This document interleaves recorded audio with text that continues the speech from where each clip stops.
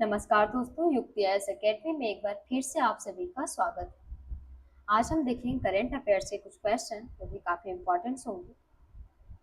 शुरू करते हैं अपने क्वेश्चन से। तो क्वेश्चन है हमारे कि शांति अधिनियम 2025 ने निम्नलिखित में से किस अधिनियम का स्थान लिया है। शांति अधिनियम जो कि अभी काफी चर्चा में रहा है, इसमें 4 विकल्प दिए हैं कि परमाणु ऊर्जा अधिनियम 1962, नागरिक परमाणु क्षति दायित्व अधिनियम 2010, पर्यावरण संरक्षण अधिनियम 1986, आपदा प्रबंधन अधिनियम 2005।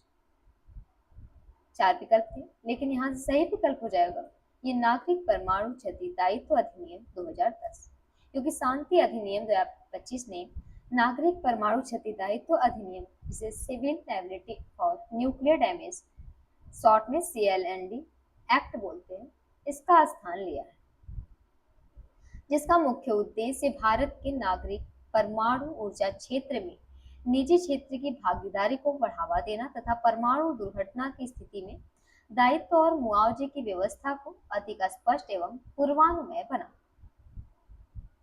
ठीक है, इनके कुछ इंपॉर्टेंट तथ्य हैं, जैसे CLND एक्ट जो कि 2010 में दोष रहित दायित्व की व्यवस्था थी, यानी पीड़ित को मुआवजे के लिए केवल हुई क्षति सिद्ध करनी होती थी, जिसमें ऑपरेटर की लापरवाही सिद्ध करना आवश्यक नहीं।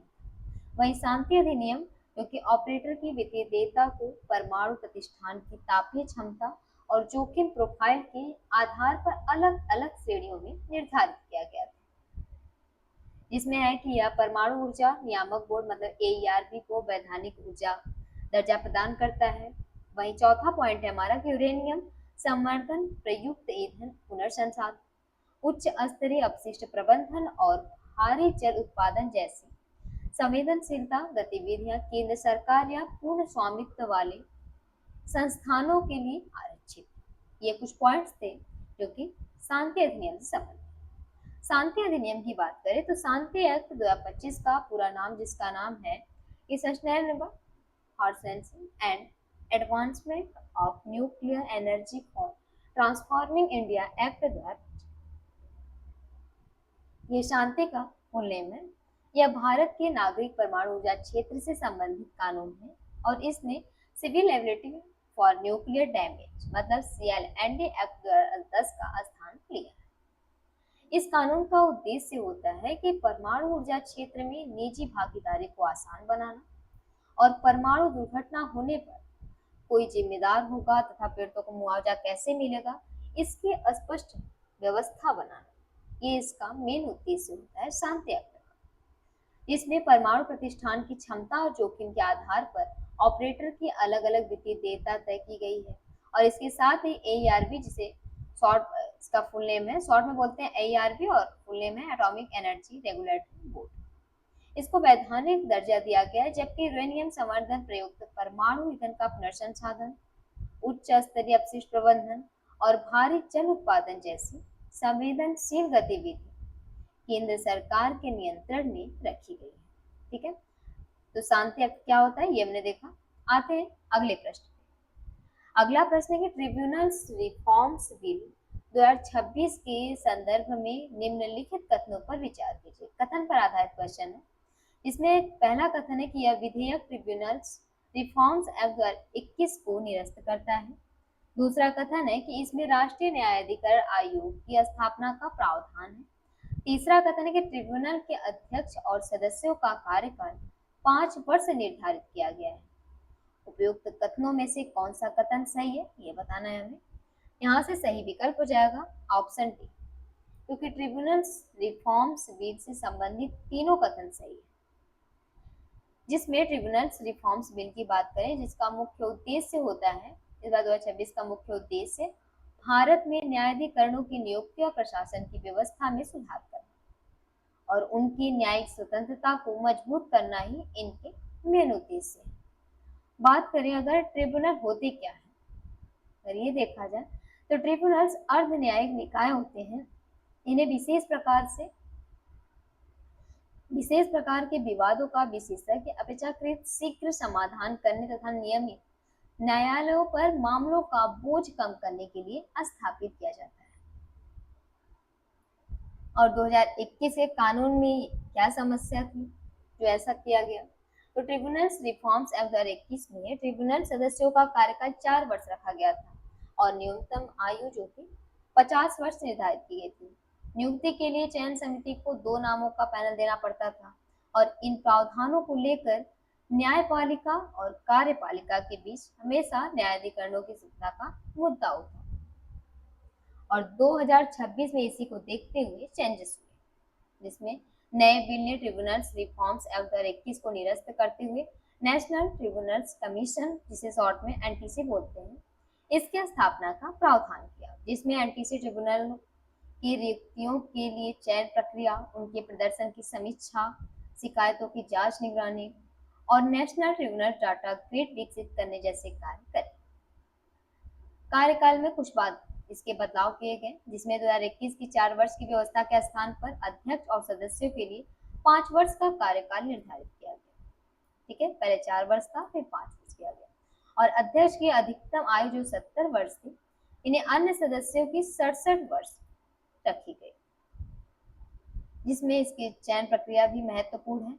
जैसे अब सर्च कम सिलेक्शन कमेटी प्रत्येक रिक्ति के लिए एक नाम प्लस एक प्रतीक्षा सूची की सिफारिश करेगी, जिसमें सरकार को सिफारिश मिलने के 3 महीने के भीतर नियुक्ति करनी है।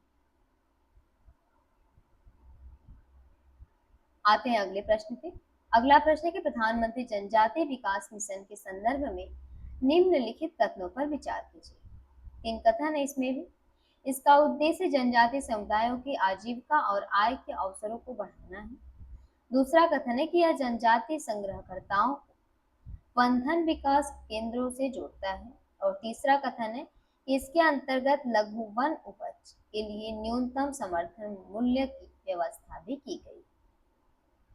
देखते हैं कौन सा कथन सही है। तो प्रधानमंत्री जनजातीय विकास मिशन की बात करें तो इनसे तीनों कथन सही है, यहाँ से तीनों कथन सही हो जाएंगे, क्योंकि प्रधानमंत्री जनजातीय विकास मिशन की शुरुआत की बात करें तो 2021-2022 में जनजातीय समुदायों की आय और आजीविका बढ़ाने के उद्देश्य से ही की गई। इसमें कई आदिवासी परिवार अपनी वार्षिक आय का लगभग 20 से 40% लघु वन उपज जैसे महुआ हो गया, शहद, तेंदुपत्ता, लाख और बांस से प्राप्त करते हैं और इस मिशन के तहत आदिवासियों को वनधन विकास केंद्रों से जोड़कर वन उपज के प्रसंस्करण, पैकेजिंग और मूल्यवर्धन का प्रशिक्षण दिया जाता है और इसके साथ ही 87 लघु वन उपजों पर एमएसपी वित्तीय सहायता तंत्र के माध्यम से बाजार और ई कॉमर्स से जुड़ने में मदद दी जाती है। ठीक है, आते हैं अगले प्रश्न। अगला प्रश्न है हमारा कि ट्रांसशिपमेंट कार्गो के संदर्भ में निम्नलिखित कथन पर विचार करें। ट्रांसशिपमेंट कार्गो के ऊपर कुछ क्वेश्चन बनाए गए हैं, जिसमें कथन है कि इसमें माल को अंतिम गंतव्य तक पहुंचाने के लिए मध्यवर्ती हवाई अड्डे का उपयोग किया जा सकता है। दूसरा कथन है कि यह घरेलू और अंतर्राष्ट्रीय कार्गो नेटवर्क को एक हब के माध्यम से जोड़ने में सहायक है। तीसरा है कि इसका उद्देश्य एयर कार्गो नेटवर्क की दक्षता और कनेक्टिविटी बढ़ाना है। कौन सा कथन सही है ये बताना है। सही विकल्प हो जाएगा ऑप्शन डी। ठीक है, क्योंकि ट्रांसशिपमेंट कार्गो अगर इसकी बात करें कि क्या होती है ये, तो यह एक ऐसी व्यवस्था होती है जिसमें माल को सीधे अंतिम गंतव्य तक भेजने की बजाय पहले एक मध्यवर्ती एयरपोर्ट या हब पर लाया जाता है और वहां से दूसरी उड़ान के माध्यम से अंतिम गंतव्य तक पहुंचाया जाता है। इस व्यवस्था का मेन अगर उद्देश्य देखें तो घरेलू और अंतर्राष्ट्रीय कार्गो नेटवर्क को आपस में जोड़ना, विमानों की उपलब्ध कार्गो क्षमता का बेहतर उपयोग करना और माल ढुलाई को अधिक तेज और कुशल बनाना है। ठीक है, और हाल ही में अगर देखा जाए तो दिल्ली के आईजीआई एयरपोर्ट को इसी प्रकार के प्रमुख ट्रांसशिपमेंट हब के रूप में विकसित किया जा रहा है। इसके पायलट परीक्षण में चेन्नई, दिल्ली, फ्रैंकफर्ट मार्ग का उपयोग किया गया था और इसके बाद ही नेटवर्क का विस्तार जो कि बेंगलुरु, अहमदाबाद, मुंबई और हैदराबाद जैसे घरेलू शहरों को लंदन और कोपेनहेगन जैसे अंतर्राष्ट्रीय गंतव्यों से जोड़ने के लिए किया गया। ठीक है, इस वीडियो का लास्ट सवाल है कि रिफॉर्म उत्सव अभियान के संदर्भ में निम्नलिखित कथनों पर विचार करें। अभी हाल ही में चर्चा में रहा है रिफॉर्म उत्सव, इस पे कुछ कथन है कि यह नागरिक प्रेरित शासन सुधार से संबंधित एक प्रस्तावित अभियान है। इसका उद्देश्य नागरिकों के सुझावों को क्रियान्वित किए जा सकने वाले शासन सुधारों में बदलना है, या फिर यह अभियान 3 महीने तक चलने की संभावना है।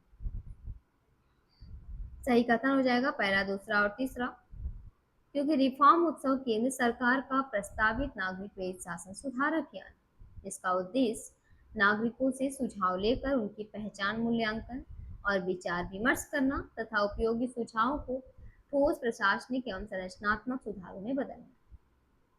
अभियान अगर देखा जाए तो लगभग 3 महीने चलने की संभावना इसकी पूरी है, क्योंकि इसकी शुरुआत 2 अक्टूबर 2026 से प्रस्तावित है। अगर इसका शुरुआत पूछा जाए कि आखिर इसका शुरुआत कब, रिफॉर्म उत्सव का, तो 2 अक्टूबर 2026 से।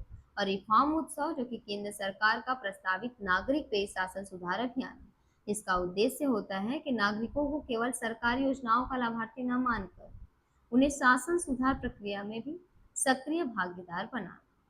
ठीक है, तो रिफॉर्म उत्सव क्या होते हैं, रिफॉर्म के उद्देश्य क्या है, इसका शुरुआत कब हुआ, तो ये सभी क्वेश्चन हमने देखे। ठीक है,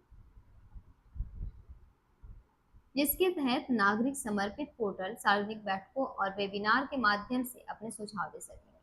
इन सुझावों का मूल्यांकन करके जल्दी लागू होने वाले सुधारों को जो कि क्विक विंस के रूप में चिन्हित किया जाएगा, और जबकि बड़े एवं संरचनात्मक सुधारों के लिए विस्तृत रोड मैप भी तैयार किया जाएगा।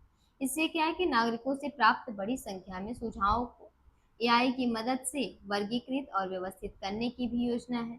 इसलिए सुधारों की प्रगति की समीक्षा हर 2 सप्ताह में की जाएगी, और यह अभियान लगभग 3 महीने चलेगा। ठीक है, ध्यान देंगे इसे। उम्मीद है कि आज की करंट अफेयर्स के टॉपिक अच्छे समझ आए होंगे। अगर वीडियो उपयोगी लगी हो तो कृपया चैनल को सब्सक्राइब करें, वीडियो को लाइक करें, दोस्तों के साथ जल्दी शेयर करें। धन्यवाद।